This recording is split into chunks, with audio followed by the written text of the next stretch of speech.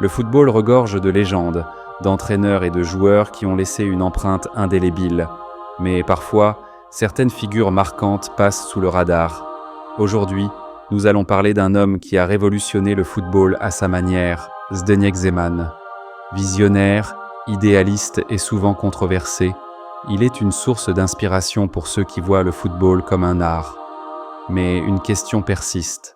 Qu'est-ce que Zeman cherchait vraiment à accomplir avec ses équipes ? Était-ce uniquement une quête de spectacle ou voulait-il changer la perception même du football ?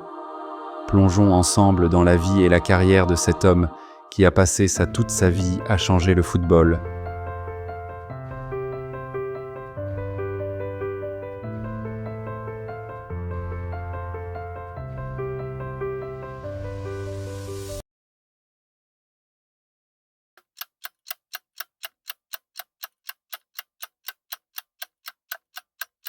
Notre histoire commence le 12 mai 1947 à Prague, en Tchécoslovaquie. Bien avant d'être cette magnifique capitale européenne, la ville venait de sortir, comme le reste du monde, de 4 ans de guerre. Née d'une mère au foyer et d'un père médecin, la jeunesse de Zeman est marquée par la guerre froide et le régime communiste. À l'été 67, il fuit la rigueur communiste le temps des vacances en allant rejoindre son oncle, Czesmir Vikpalek, un ancien milieu de terrain devenu entraîneur en Italie.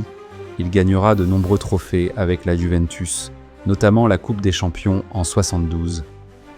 Malheureusement, pendant ses vacances, le jeune Zdeněk Zeman assiste de l'Italie à la transformation de son pays, plongé en pleine période de libéralisation politique connue sous le nom de Printemps de Prague. Menée en 1968 en Tchécoslovaquie sous la direction d'Alexander Dubček, cette tentative d'instaurer un socialisme à visage humain sera brutalement réduite au silence par l'arrivée des chars soviétiques. À 21 ans, Zeman se voit proposer par son oncle de rester en Italie et d'apprendre le football avec lui. Installé pour de bon en Sicile, Zeman tombe amoureux de ce pays et de son football. Mais il ne se contente pas d'observer, il étudie. Diplômé en sciences du sport à Palerme, il commence à façonner sa vision unique du jeu. Très tôt, il semble habité par une idée. Le football doit être plus qu'un sport, il doit émouvoir, inspirer et surtout faire vibrer les foules. Zeman commence sa carrière dans les divisions inférieures italiennes, où il affine ses idées.